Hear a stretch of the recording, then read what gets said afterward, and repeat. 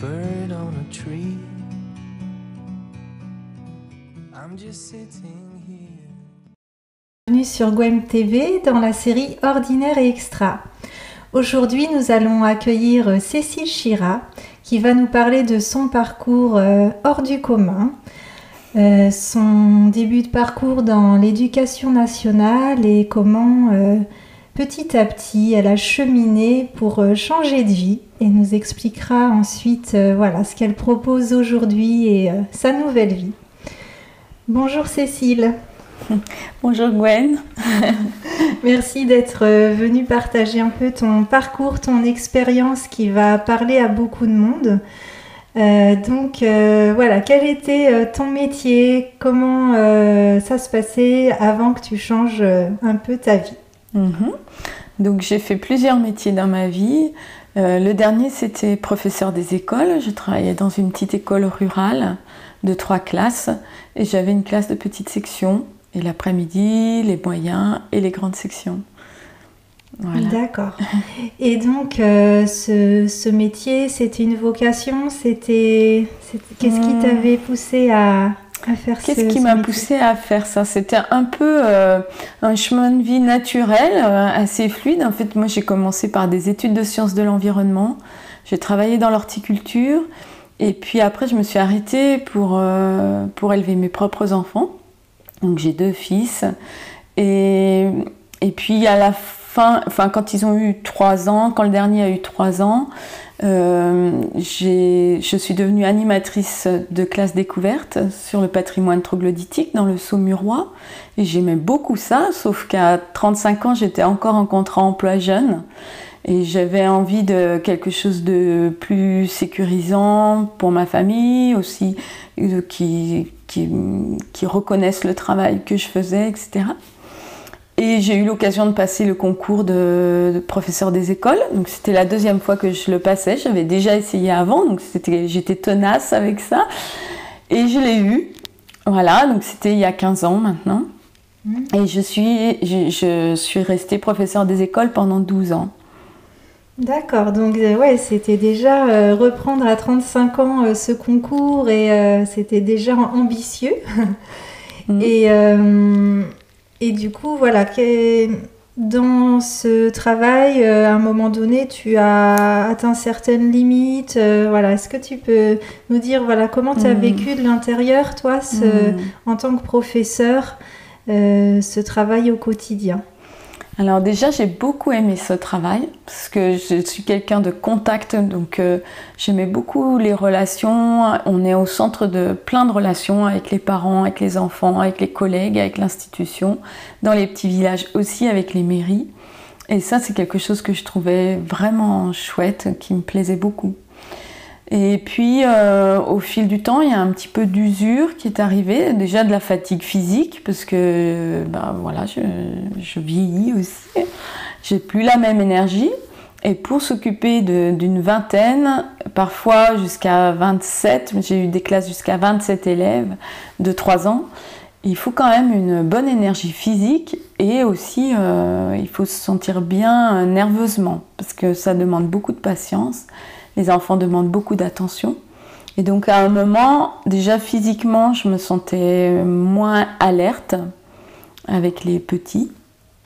Et puis j'ai aussi ressenti que je n'étais plus à ma place, notamment en termes de valeurs avec l'éducation nationale et un sentiment de décalage entre ce que je faisais au quotidien et ce que j'aurais aimé faire. En fait. Est-ce que tu peux détailler justement ça, toi, qu'est-ce que tu aurais voulu pouvoir appliquer dans tes classes? Comment tu aurais aimé pouvoir travailler? Est-ce que toi, tu avais des outils personnels que tu aurais voulu pouvoir communiquer avec tes collègues aussi? Alors, moi, c'était un moment où j'ai eu une rupture aussi dans ma vie familiale. Et une des manières de rebondir, de trouver de la ressource pour moi, ça a été la méditation et qui m'a amenée petit à petit vers la communication non violente. Et ça, c'était un outil que j'avais vraiment envie d'utiliser dans mes classes. Et donc il y avait ça, il y avait d'autres outils comme comme la théorie des intelligences multiples. Donc j'étais aussi une enseignante qui s'intéressait à la pédagogie Freinet, à la pédagogie Montessori. Donc bon, déjà c'est compliqué parce que dans l'éducation nationale, quand on s'intéresse à ces pédagogies dites alternatives, on n'est pas forcément très soutenu. Maintenant de plus en plus, et puis il y a beaucoup de collègues qui cherchent des réponses pour les soucis dans leur classe et qui les trouvent grâce à ces pédagogies.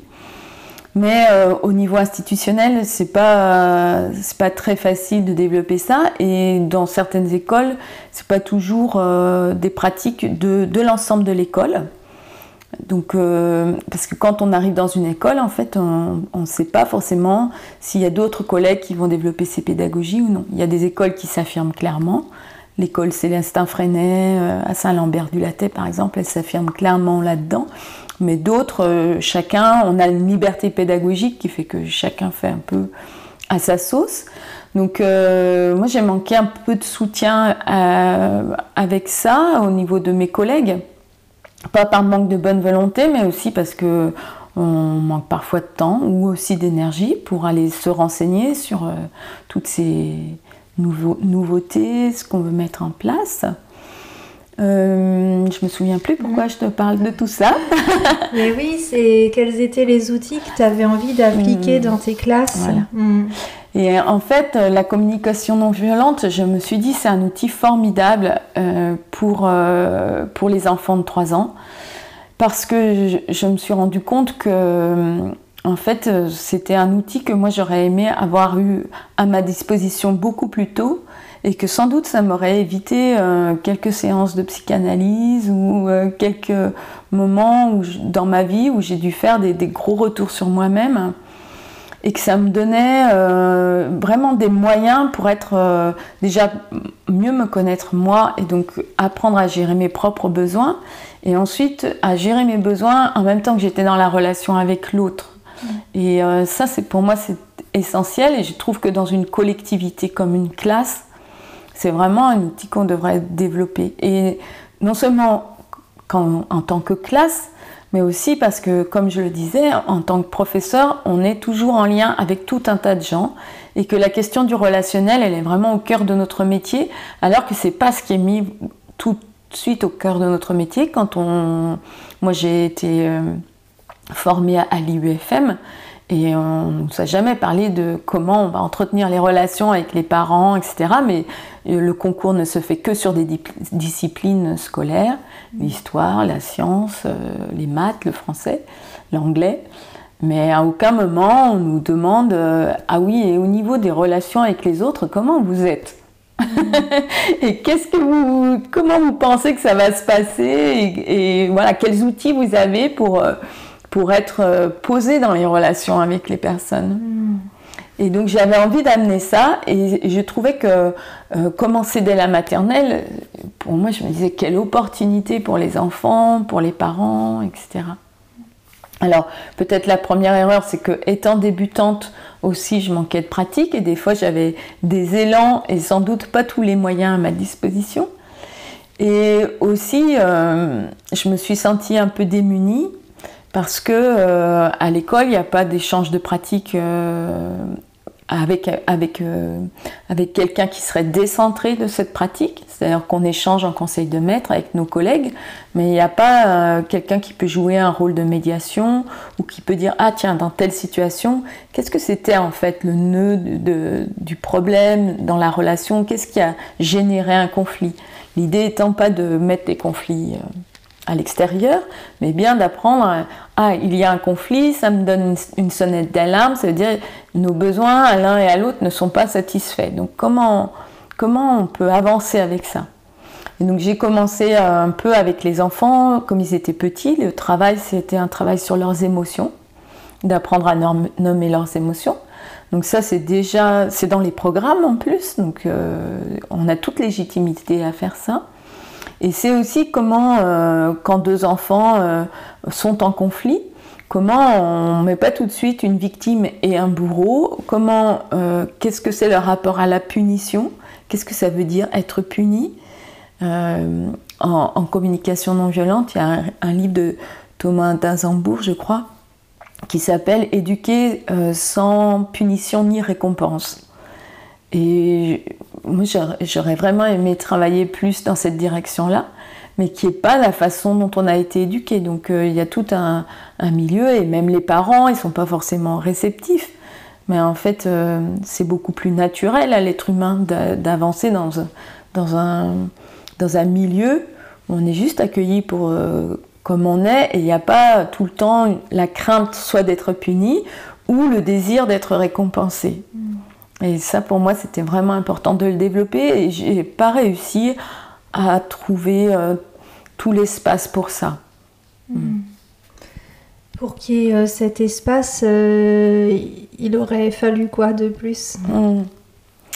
Il aurait fallu qu'on soit formé en tant qu'enseignant, déjà à l'écoute de nos propres besoins, et aussi qu'on puisse donner une réponse. Alors, par exemple, dans un moment où j'ai 25 élèves de 3 ans depuis 1h30 avec moi, qui ont des besoins de mouvement, qui ont des besoins d'expression, qui ont des besoins d'apprentissage fort, des besoins d'attention fort, comment au bout d'1h30, par exemple, et ça peut être un peu avant, il y a des moments où je peux avoir besoin de pause, d'une pause. Et comment je me donne les moyens, tout en étant encore attentive à la classe, en étant toujours présente à la classe, de m'offrir une pause.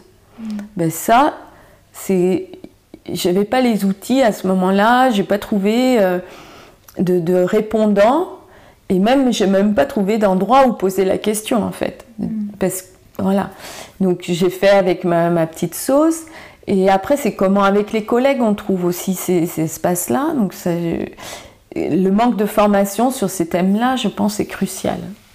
Et provoque aussi des conflits avec les parents, parfois. Pas forcément des conflits, mais des tensions. Parce qu'on ne sait pas, en fait, nommer mais pourquoi je suis là, qu'est-ce que je viens faire avec vos enfants, et comment vous voulez... Alors déjà, on a 27 élèves, par exemple, 25, 27, ça veut dire 54 parents.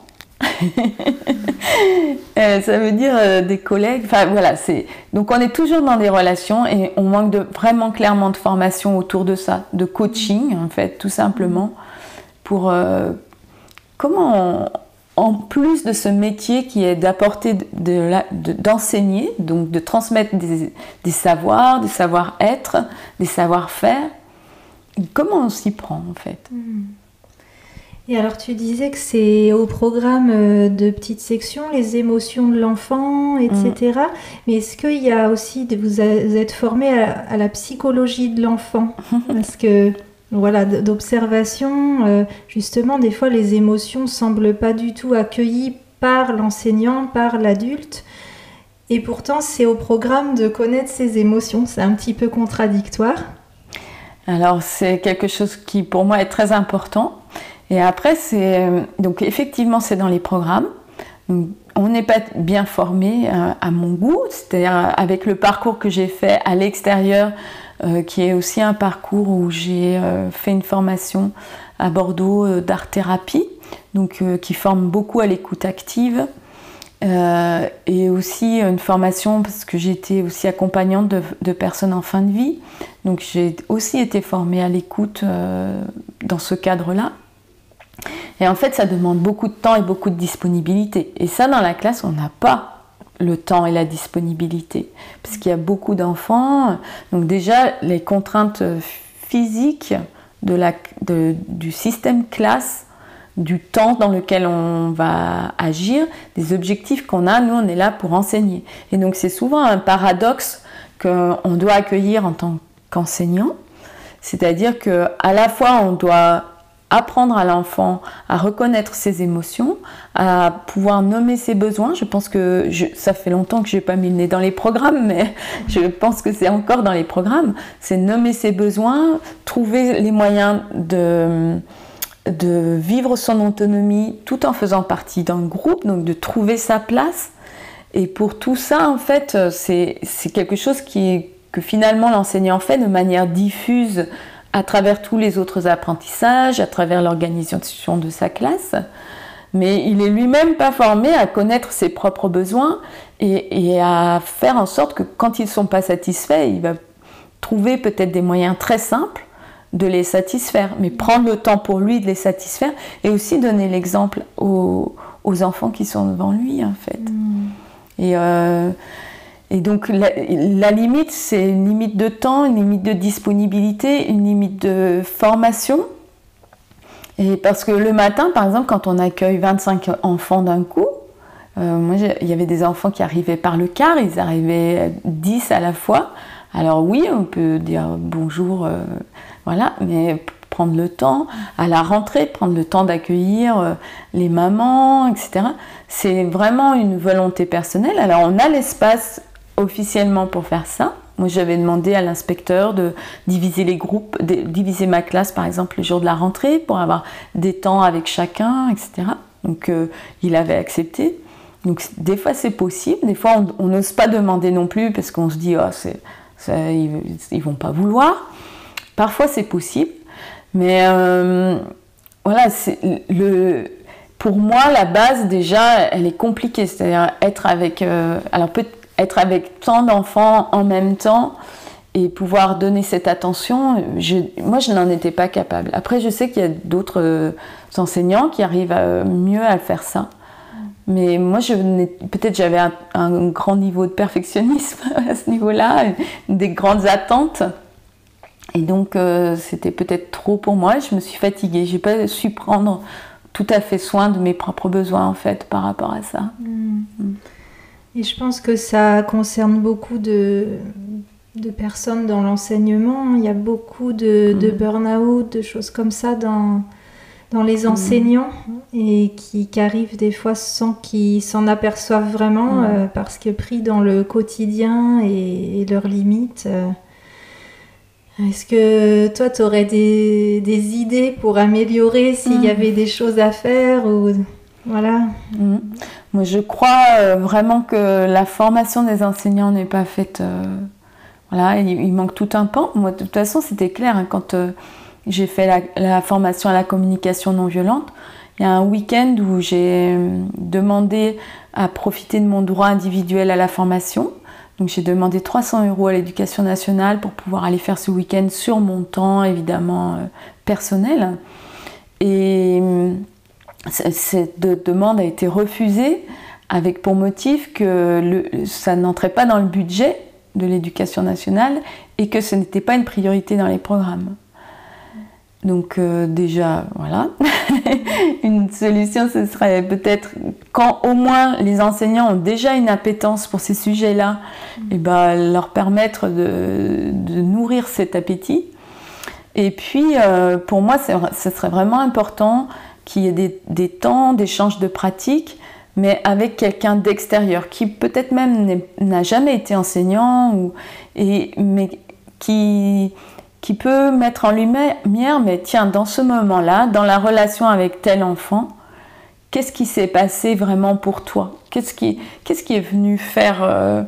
qu'est-ce qui est venu te blesser ou et qui a fait qu'après, il n'y avait plus de disponibilité, en fait. Et ça, on ne fait pas ce travail-là. Et pourtant, la psychologie, les sciences de l'éducation, les neurosciences font un travail énorme. Enfin, au niveau de la recherche, il y a vraiment beaucoup d'éléments aujourd'hui qu'on pourrait appliquer dans nos classes. Et ça aussi, l'information, elle ne vient pas vraiment jusqu'aux enseignants. Dans mon expérience, en tout cas, elle ne venait pas beaucoup. Donc parfois, on amène, nous, de l'extérieur, on dit, tiens, moi j'ai trouvé telle recherche sur, par exemple, moi j'étais intéressée par les intelligences multiples, la théorie des intelligences multiples. Tiens, alors mes collègues s'en sont emparés, on s'en est emparés.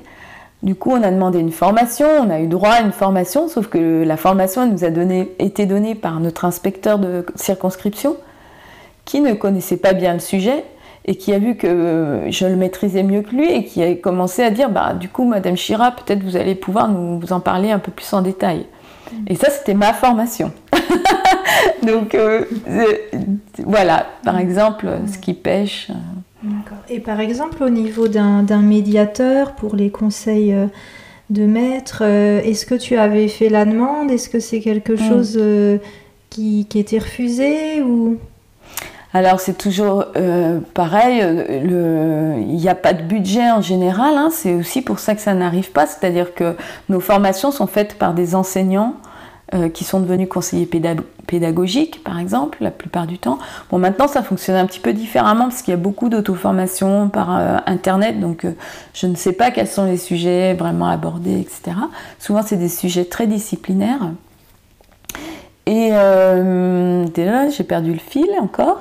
Est-ce que tu avais pu faire la demande Ah oui, alors j'ai fait la demande, j'ai dit plusieurs fois lors d'inspection que c'était un de mes souhaits.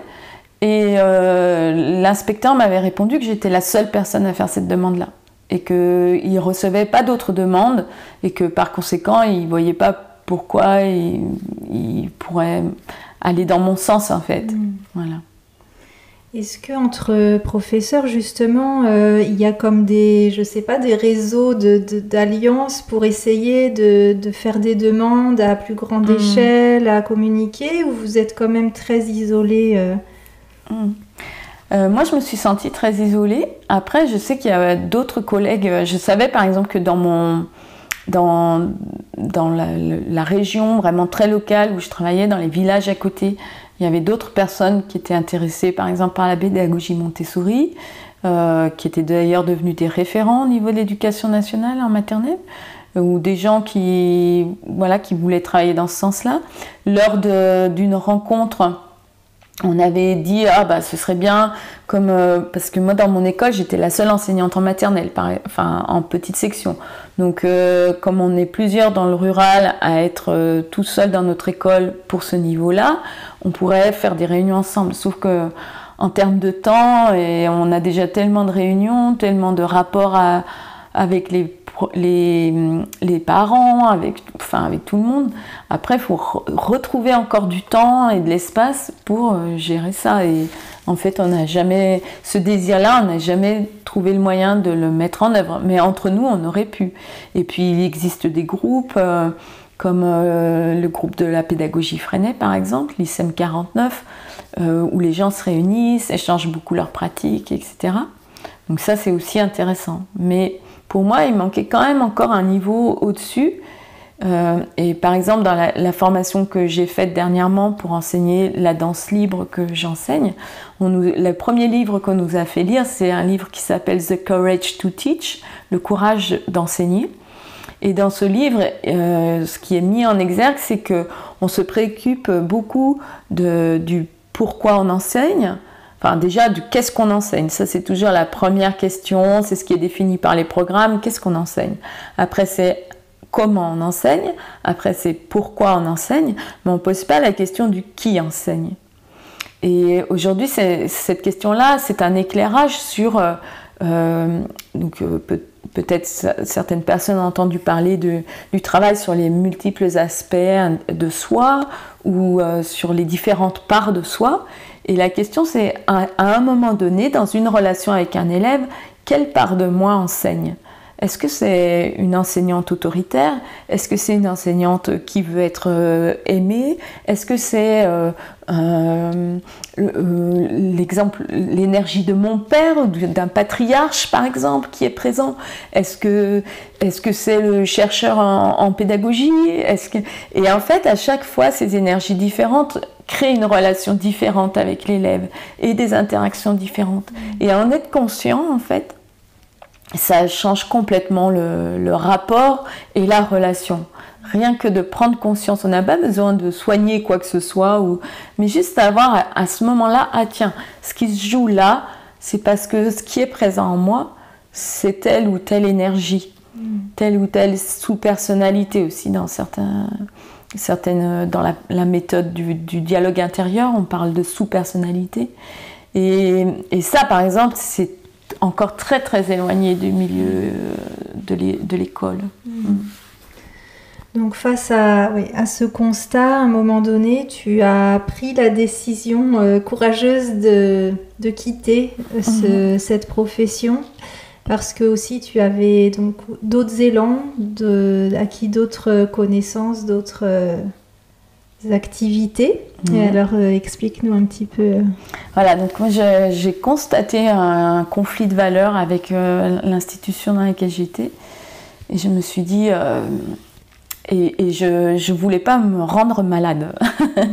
C'était parce que je sentais que j'étais proche d'un burn-out, enfin d'une fatigue physique vraiment importante et nerveuse aussi. Et je me suis dit non, je laisse pas mon métier me pomper en fait toute cette énergie-là. Et du coup, j'ai commencé. Donc j'avais commencé la communication non violente, je développais beaucoup la méditation pour moi-même. Et ne sachant pas trop vers quelle direction aller, je me suis dit je vais faire une quête de vision. Donc ça c'est un rituel chamanique. Et dans lequel, donc c'était celui que j'ai fait, c'était sur 9 jours. Et donc pendant 3 jours, on est seul dans la nature. Là c'était dans un petit espace qui m'avait été attribué. Et l'idée, c'est d'être là, en fait. Et de sentir aussi comment on a sa place dans ce monde, dans le monde naturel. Comment j'ai ma place. Et à la fin de cette quête de vision, en fait, j'avais eu une intuition sur la danse. Je ne savais pas trop quelle direction prendre. Et voilà, en tapant sur Internet, danse et chamanisme, je suis arrivée jusqu'à Lucie Néraud, qui est aujourd'hui l'enseignante en France de danse open floor la plus expérimentée, je dirais, et qui est devenue mon enseignante. Ainsi que, et j'ai rencontré aussi Jacques Laurent, qui était donc chaman et qui enseigne le voice dialogue, le dialogue intérieur. Et ces deux personnes voilà, qui m'ont inspirée beaucoup. Et je me suis dit, j'ai eu envie de suivre cette voie-là. Et c'est toujours en lien avec cette forte partie de moi qui a envie d'enseigner, de transmettre. Mais c'est dans une autre direction et plus en lien avec le corps et avec nos besoins. Et c'est justement enseigner par la danse ce que j'aurais aimé enseigner par d'autres moyens à l'école en fait. Voilà. Et la danse, c'était quelque chose que tu pratiquais déjà ou il y avait une affinité particulière ou c'est vraiment pendant cette quête de vision que c'est né? Alors, en fait, quand après je me suis retournée sur mon parcours, je me suis dit, ah oui, il y a eu plein de petits moments comme ça où j'ai senti que la danse, c'était vraiment quelque chose d'important pour moi. Et en même temps, où j'ai pas eu l'occasion de donner suite, où j'ai pas souhaité donner suite. Donc j'ai eu des pratiques physiques, de yoga. Quand j'avais 20 ans, je pratiquais beaucoup du yoga, par exemple. Donc des pratiques de mouvement conscient, mais pas vraiment vers la danse. Donc quand je suis arrivée dans ce milieu-là, en fait, j'étais assez neuve. Alors j'ai aussi pratiqué la danse contemporaine à l'UFM, par exemple. J'avais une affinité vers ça. Mais j'avais jamais pratiqué ça de manière vraiment sérieuse et investie, à part le yoga quand j'étais très jeune. Et voilà, donc non, j'ai juste redécouvert cet élan en moi et je lui ai donné plus de place que ce que je lui donnais avant en fait. Et j'ai senti combien en moi c'était naturel de donner de la place au mouvement et à mon corps et que ça pouvait permettre d'être aussi en lien justement avec mes émotions et avec tout l'imaginaire que j'ai autour, toute la pensée intellectuelle aussi que j'ai autour, parce que ça c'est une dimension aussi importante chez moi, et puis toute la dimension spirituelle. Et dans la danse open floor, du coup, que je pratique maintenant, c'est vraiment un élément essentiel. Ces 4 dimensions, comment je les mets en jeu dans ma danse et dans ma relation avec les autres. Donc ça collait parfaitement à toi, en fait. C'est le sentiment que j'ai eu, en tout cas, en entrant dans la formation. Et à chaque fois que je suis en stage avec d'autres personnes qui pratiquent cette danse, je me sens vraiment à ma place. Ça, c'est sûr. Ouais. Et donc, tu as quitté l'enseignement ou tu as d'abord fait cette quête de vision, tu es resté un peu dans l'enseignement ou tu avais vraiment fait une coupure Alors, j'ai fait cette quête de vision et je suis restée encore 1 an dans l'éducation nationale. C'était une année difficile pour moi. C'était une année difficile et du coup en mars j'ai dit je vais prendre une année sabbatique pour prendre le temps de prendre mes décisions, etc. Et puis de voir aussi si j'entrais réellement dans la formation de danse open floor. C'est une formation qui est quand même coûteuse. Voilà. Et donc j'ai fait cette année sabbatique. C'était pas si facile que ça en fait. Au début j'ai eu besoin de beaucoup de repos, donc je dormais beaucoup, j'ai vraiment pris soin de ce besoin de repos, même s'il y avait une petite part de moi qui disait ah non, il faut y aller, on peut pas rester comme ça sans rien faire toute sa vie. Et en fait aujourd'hui je vois que j'ai un regain d'énergie et je me remercie d'avoir vraiment pris soin de ce temps-là. De vraiment avoir écouté ce besoin de repos. Et puis en mars, j'ai fait un petit rituel de danse parce que j'arrivais vraiment pas à me décider est-ce que je quitte l'éducation nationale ou pas. Après, je suis quelqu'un en général d'assez entier, donc quand je prends une décision, aujourd'hui, des fois, je me dis ça serait confortable d'être encore peut-être pour la moitié du temps à l'école, il y a parfois ça. Et puis je reviens à ce moment où j'ai dansé, en fait, pour moi, il y avait, ce que me renvoyaient les personnes, c'était si tu quittes l'éducation nationale, tu vas quitter la sécurité de l'emploi. Et donc j'ai dansé ça, j'ai dansé si je démissionne, je quitte la sécurité de l'emploi. Et ça donne quelque chose comme ça, un peu serré. Et après je danse. Si je quitte l'éducation nationale, je gagne en sécurité de l'emploi. Et là, ça... Et du coup, c'était ça mon moment vraiment décisif où j'ai dit, bon, c'est ok, je sais dans mon corps, je sais ce que je vais faire. Enfin, je ne sais pas où ça va me mener, mais je crois que je dois partir de l'éducation nationale pour me trouver un nouvel espace où je pourrais mieux respirer et trouver peut-être de l'inspiration. Donc dans ce moment de danse, tu étais vraiment à l'écoute de si ton corps il se déployait, ça s'ouvrait ou si ça se fermait, ça se contractait quoi, pour te guider. Oui. Donc effectivement là c'est le corps, l'intuition qui donne les informations, pas forcément la raison rationnelle de sécurité, etc.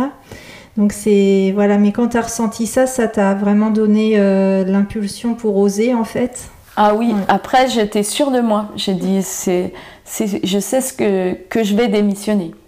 Donc après c'est entrer quand même dans le contact avec la réalité. Ça veut dire quoi démissionner? Ça veut dire si je démissionne de l'éducation nationale, j'ai pas de ressources au chômage, etc. Aujourd'hui, ça change un peu. Depuis le 1er janvier, il y a des nouvelles propositions quand on démissionne d'un emploi. Et donc, la possibilité que j'ai choisie, c'est si je démissionne et que dans les 6 mois, je crée une entreprise, j'ai droit à une indemnité de départ volontaire. Donc ça, c'était une manière de me sécuriser un peu. Et puis aussi, une façon pour moi de dire tout ce que j'ai cotisé pendant que j'étais à l'éducation nationale, notamment pour ma formation, etc. Il y a un moment aussi où j'ai envie que ça revienne vers moi. Donc il y avait ces 2 choses-là, en fait. Et donc j'ai choisi cette voie et j'ai créé mon entreprise qui s'appelle l'Atelier Cécile Libre Danse en novembre 2018. Donc il y a 6 mois maintenant. D'accord. Et alors qu'est-ce que tu proposes qu'est-ce qui t'anime dans cette entreprise? Alors mon projet, déjà ce que je propose aujourd'hui, c'est des séances de danse toutes les 2 semaines dans un petit studio du Lac de Maine, donc de danse open floor. qui prend donc en compte les 4 dimensions de l'être dont j'ai parlé, mais aussi la dimension de la relation aux autres. Et ça, c'est vraiment une joie pour moi quand j'enseigne ça. Juste une précision, c'est une danse, tout le monde peut la pratiquer, est-ce qu'il n'y a pas besoin de compétences spécifiques? Non, ça c'est ce qui est vraiment chouette pour moi, c'est que c'est pas une danse technique, c'est de la danse libre, de la danse consciente. C'est quand même une danse qui demande de l'attention, parce qu'en fait c'est dans le principe dans la pratique des mouvements conscients. Donc je vais régulièrement poser des questions sur comment je me sens dans mon corps, quand je suis dans la relation avec l'autre, est-ce que j'arrive à rester centrée avec moi-même, par exemple à être centrée sur un point physique qui est le thème de la séance, et en même temps être en lien avec l'autre personne. Enfin, des choses comme ça qui peuvent ensuite d'ailleurs me servir dans la vie quotidienne. Et donc c'est accessible à tous. Au mois de juin l'année dernière, j'ai fait une séance où il y avait à la fois une petite fille de 11 ans et une grand-mère de 90 ans. Et c'était vraiment un moment extraordinaire en fait.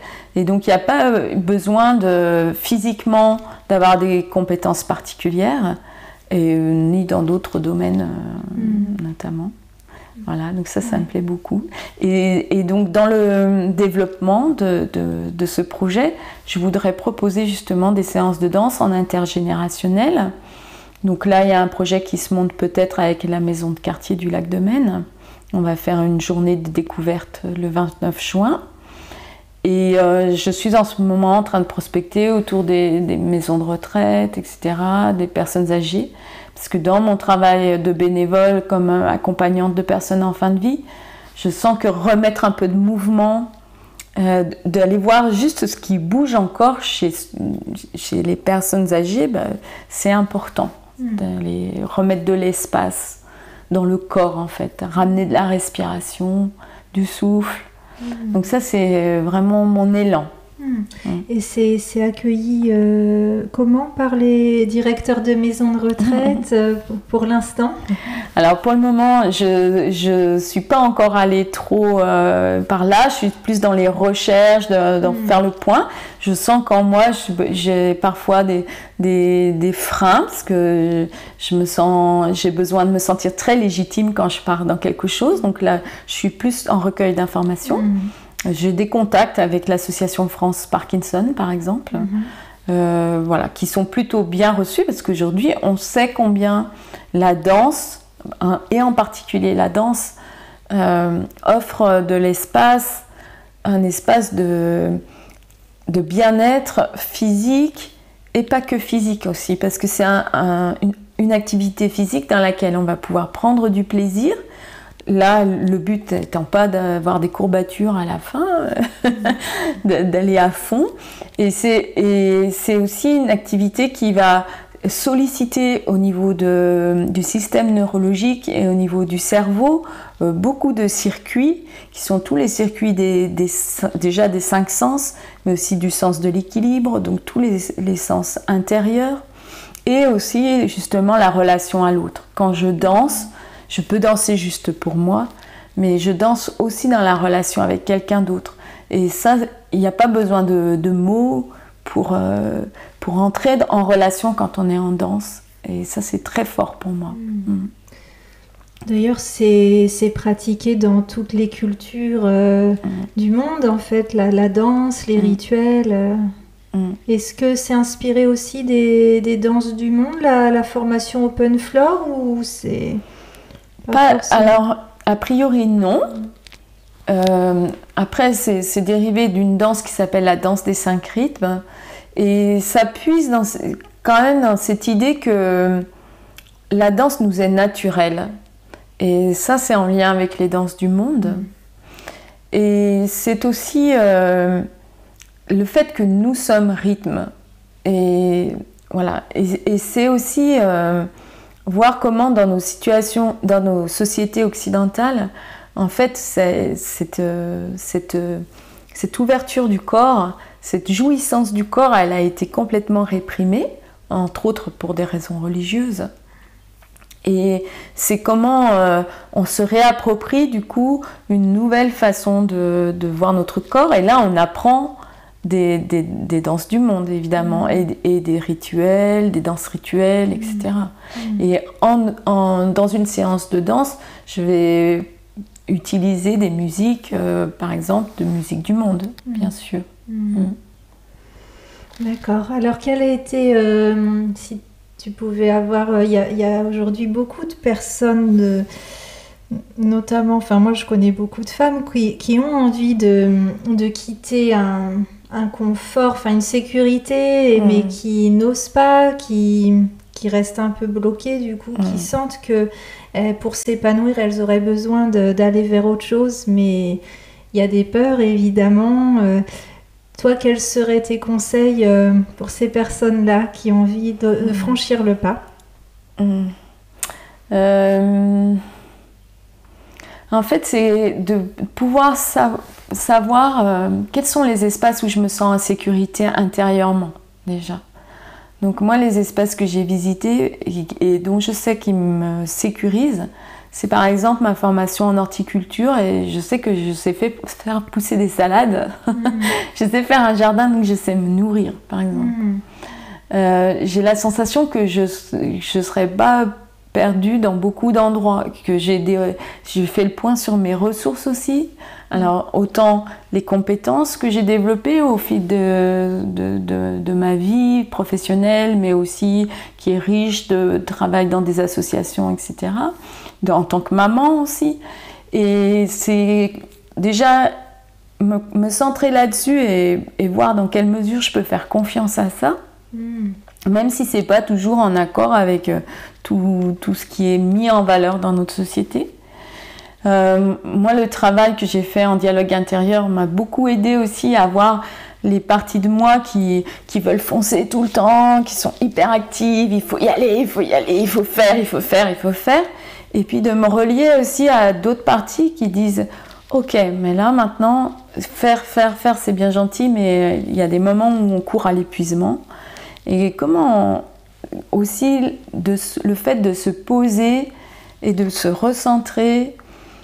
Donc ça, pour moi, c'était décisif aussi dans ma manière de dire « Ok, je me lance », et parce que ça m'offre une certaine sécurité, en fait. Il y a un espace où je sais que toutes ces choses-là n'ont pas tellement d'importance, en vrai. Et il y a un autre espace où je sais qu'elles ont beaucoup d'importance. Donc c'est embrasser ce paradoxe-là. Et ça, le fait de savoir le faire, ça me sécurise. Et puis, je développe des ressources. Et puis, moi, j'ai sécurisé aussi mon environnement, parce que j'ai aussi changé de compagnon, j'ai aussi changé de lieu de vie. Et donc, j'ai aujourd'hui un compagnon qui subvient à mes besoins, puisque je n'ai pas de ressources financières, à part ce que je reçois dans les séances. Et comme j'en donne encore peu, j'ai encore peu de revenus. Et donc, j'ai aussi sécurisé ça, alors avec toujours un doute au fond de moi qui dit « Mais pourquoi il subviendrait à mes besoins ?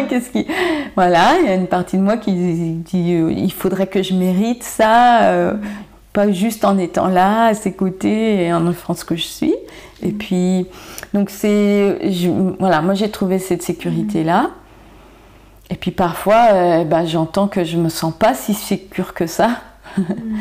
et c'est ok aussi. Donc c'est réussir à accueillir aussi ces moments de peur et de voir mes peurs. J'essaye. C'est pas toujours facile, mais de voir aussi, tiens là j'ai un frein en ce moment, qu'est-ce qui me bloque? Et des fois je trouve pas tout de suite, mais je laisse ça déposer. Voilà, donc moi j'ai pris un peu de temps avec cette année sabbatique pour... puis le temps d'avant, l'année d'avant déjà, où avec la quête de vision, j'ai laissé reposer un peu les choses. Et il y a un moment où aussi, moi je savais que je ne pouvais pas rester là où j'étais. Donc, juste, aller avec ça, quoi. Si je peux plus, est-ce que j'ai envie d'une vie un peu étriquée, où je me sens coincée? Et ça, pour moi, c'est pas possible. Moi, quand je danse, Il y a toujours un moment où j'ouvre grand les bras, où je respire à fond. Et donc ça fait partie de moi. Après, je ne dirais pas à tout le monde qui veut faire ce pas-là. C'est en accord avec ce que je suis. Voilà. Et il y a sûrement des façons de faire beaucoup plus douces que ce que moi j'ai fait, où j'ai tout changé presque d'un seul coup. Enfin, ça s'étale sur 5-6 ans, tout ce processus. Mais c'est arrivé quand même à un changement vraiment de tous les domaines de ma vie. Et je suis sûre qu'on n'est pas obligé de passer par tout ça. Qu'on peut aussi trouver des moyens de... il y a aujourd'hui une pléthore de ressources quand même, entre les ressources de sophrologie, les ressources de danse, les ressources de méditation. On a beaucoup de choix.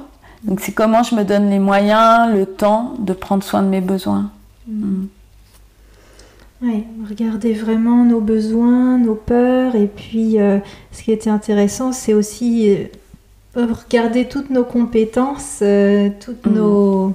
Voilà, où on est très sécurisé parce qu'on sait que là-dessus on est fort. C'est ça. Ouais, pour se donner le tremplin, c'est vrai que c'est important parce que dans ces moments-là, on a plus tendance à voir tout ce qu'on ne sait pas faire, tout ce qu'on ne connaît pas encore, tous les risques. Et avoir déjà cette base, c'est vrai que c'est intéressant. Et d'ailleurs, se poser la question de qu'est-ce que je risque vraiment. Parce que on nous fait croire aussi qu'on risque beaucoup, des fois, à abandonner des choses. C'est aussi quelque chose qui est ancré depuis longtemps en nous et dans nos sociétés. Et en fait, qu'est-ce que je risque vraiment ? Voilà, et d'aller voir ces peurs-là. Et quand je dis les accueillir, moi par exemple, j'avais très peur d'être dépendante. Or aujourd'hui, avec mon compagnon, il y a une forme de dépendance. Et du coup, j'ai utilisé des phrases du genre je suis dépendante et c'est complètement ok. Et au début, c'était pas du tout ok. et de dire dans quels autres domaines je suis indépendante. En fait, pour moi, c'est clair que je suis indépendante, même si je ne gagne pas, même si je ne subviens pas moi-même à mes besoins aujourd'hui. Ouais, c'est intéressant parce que des fois on voudrait être... on veut éviter les dualités et pourtant ça fait partie forcément de l'expérience et de se rappeler qu'il y a toujours des pans où on est ceci et on n'est pas cela sur d'autres, mais... Oui, ouais. Ça c'était vraiment important dans la manière dont je fais mes choix aujourd'hui. Et de voir quels sont les besoins fondamentaux que j'ai envie de nourrir. De les nommer, quitte à prendre des listes de besoins, parce que ça existe, de dire ok, là en ce moment, le besoin le plus fort, c'est mon besoin de solitude, ou c'est mon besoin de connexion, et comment je fais un tout petit pas, quel est le premier pas? Ça c'est aussi en lien avec la communication non violente. Quel est le premier pas possible pour aller vers ça? Et ça peut être des choses toutes petites. Ouais. Donc là, tu vas proposer bientôt une série de stages, je crois, à l'hélice terrestre, c'est ça? Oui, donc pour l'été, en fait, j'ai trois propositions de stages. Donc à l'hélice terrestre, au mois de juillet, il y a une proposition qui s'appelle Salut l'artiste. Donc l'idée, c'est de proposer 3 matinées. Donc dans un temps où le site de l'hélice terrestre, qui est une sculpture au sud d'Angers, à Saint-Georges-des-Sept-Voies, absolument insolite et vraiment extraordinaire en termes de créativité. Et donc l'idée c'est de danser, mais pas seulement, c'est aussi d'appeler d'autres pratiques artistiques, d'autres médiations pour mettre en œuvre notre créativité, enfin nous connecter à notre créativité et à la part artiste en nous qui a envie de créer. Donc ça, ce sera les 8, 9, 10 juillet, le matin. En août, toujours dans le même lieu, mais cette fois en soirée, au moment de crépuscule, je crois que c'est 19h, 22h, quelque chose comme ça. Le thème sera contraste, parce que dans cette sculpture, qui est une sculpture souterraine, enfin en partie souterraine et en partie à l'extérieur, il y a plein de contrastes qu'on peut exploiter. Et justement, c'est quelque chose sur est-ce que je peux accueillir à la fois l'ouverture et la fermeture? Enfin, peut-être pas en même temps tout à fait, mais comment je peux embrasser le fait que oui, j'ai besoin de m'ouvrir et à d'autres moments, j'ai besoin de me fermer, y compris dans les relations avec les autres. Comment je peux accepter mes ombres et mes parties lumineuses. Donc ça va être un travail autour de ça. Alors là, ça paraît des grands mots, peut-être un peu des concepts un peu complexes, mais ça va être abordé pour chacun pour soi dans la danse. Et aussi avec, je ne sais pas encore quelle médiation je vais utiliser, si ça va être l'écriture, la peinture, le dessin, probablement du dessin. Voilà. Et puis il y a un troisième stage avec 2 collègues qui sont Gwendoline Hood, qui est coach vocal, et Marie-Hélène Hollon, qui est spécialiste de la relation d'aide par le toucher. Donc c'est un stage de chant, danse et massage à Douai-la-Fontaine du 15 août au 18 août, pendant 3 jours et demi. Et on a déjà fait une première expérience il y a 1 an. Et c'était un moment extraordinaire de mélanger ces 3 pratiques qui sont 3 pratiques corporelles et qui nous permettent de faire une pause. Donc le titre de ce stage, c'est « Et si on soufflait ?» Donc avant la rentrée, là, même au milieu des vacances, un temps pour soi et aussi de prendre connaissance de nos ressources, justement.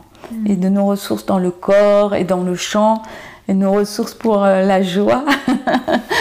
Entre autres, après, on n'est pas tous disponibles de la même manière, aux mêmes ressources, au même moment. Donc chacun pour soi trouve ses ressources dans ces stages.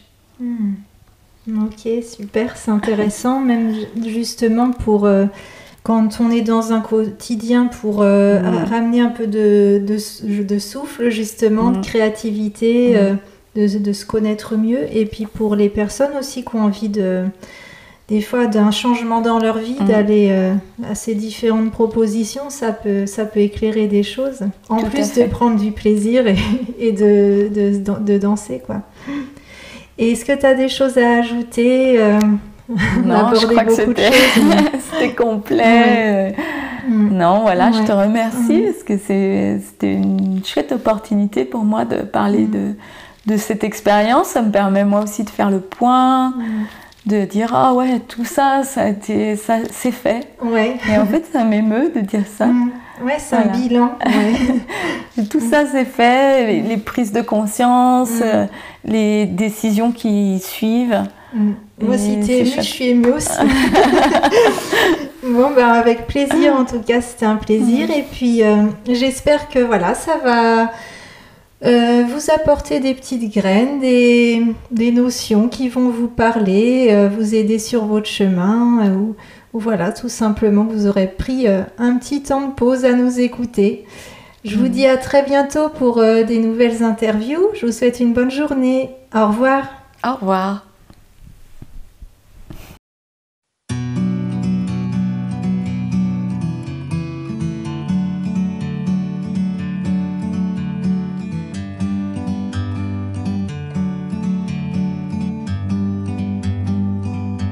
Like a bird on a tree, I'm just sitting